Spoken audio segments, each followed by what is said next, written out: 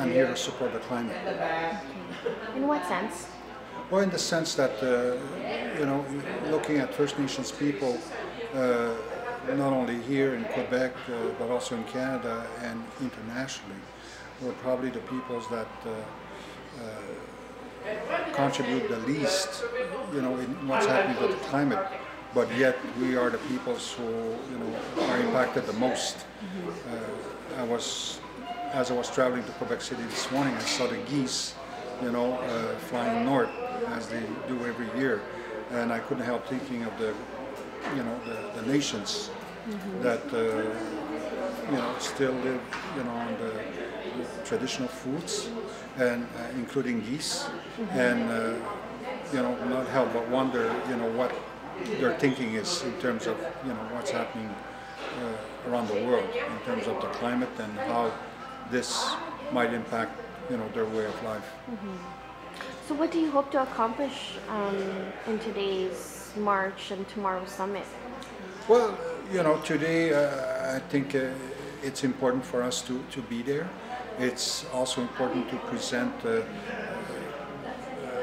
perspective that is very specific to First Nations, because we have to put these challenges on the climate and what we would expect from governments to do on top of many other challenges, which brings us with the same governments wanting them to respect and acknowledge and recognize the fact that we have Aboriginal and treaty rights, and I guess base domestic policy on that basis. So I mean, this is just I would say another fight in our hands on top of many other challenges that we have.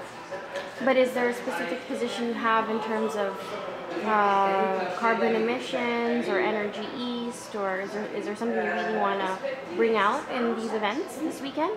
Well, obviously, Energy East is really on top of the pile in terms of the challenge that we face in Quebec. But at the same time, what I need to say is that there's not one position, because where First Nations find themselves at this point in time, and the fact that the Energy Board has pushed back, the delays to present submissions, might help First Nations to get a sense as to what this development means, in order to really, I guess, take a sound position on the issue, which is not the case now because too much unknown. TransCanada has yet to provide indications as to what they will do, and I guess in a sense this is why how do you say that the additions have been pushed back. Is there a way that you're trying to get a more sort of unified perspective from all the First Nations in Quebec? Well, we have chiefs that are very clear in their position, in our region, such as Grand Chief Simon from Ganisadagi, and we have other communities where it's not so clear, and so there's that process which is internal to our nations that needs to happen, and we're looking at the opportunities for us to meet and discuss around those issues. At the same time, we cannot isolate ourselves from other regions as well, such as Ontario and the West, and I guess get a sense as to where they stand, because obviously at some point we will need to come together and determine what if there's room for a broader position of First Nations across the country.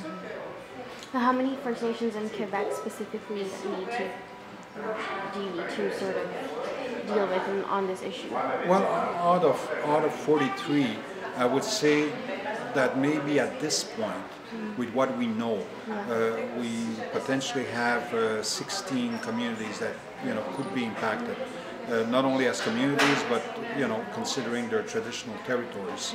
So that's a lot of First Nations, close to half of First Nations in Quebec. So, at some point we will not be able to avoid that debate or discussion amongst ourselves. It's going to need to happen, and certainly Grand Chief Simon, because he has a clear position on the issue, will be key in terms of what needs to happen. What kind of other opinions have you heard other than Grand Chief Simon's? Well, we have some communities that have accessed some funding, through TransCanada, and with the intent of doing their own assessment, in terms of these projects and the kind of impacts they might have, on their nations.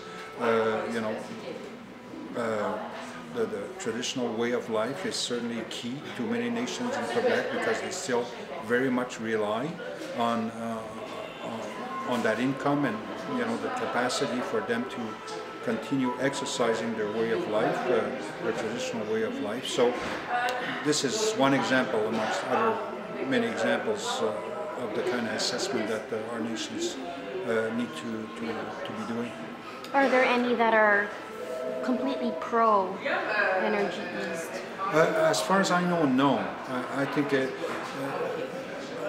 there's much more information to be had by the nations, by the chiefs, and the leadership. There's also, the level of information that is available at this point in time to our peoples, our communities, which is somewhat limited, maybe as opposed to what we've seen and heard from out west. I would say that in Quebec we're sort of maybe a little behind in terms of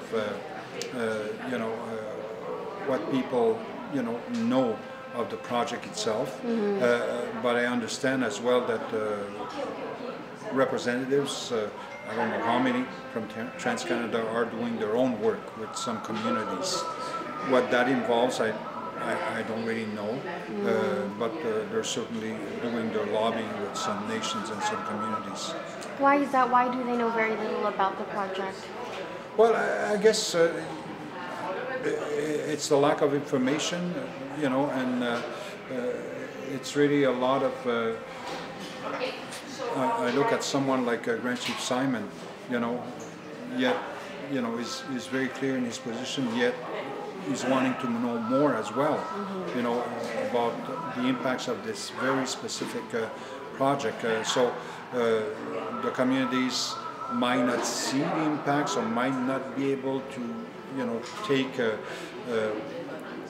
consideration of the potential impacts of the project. And in a way, chiefs are meeting with TransCanada to get their side of the story, but at the same time, they're not closing the door on, getting the other opinions as well, just to, I guess, in a way, catch up to what this project means. And what's your position?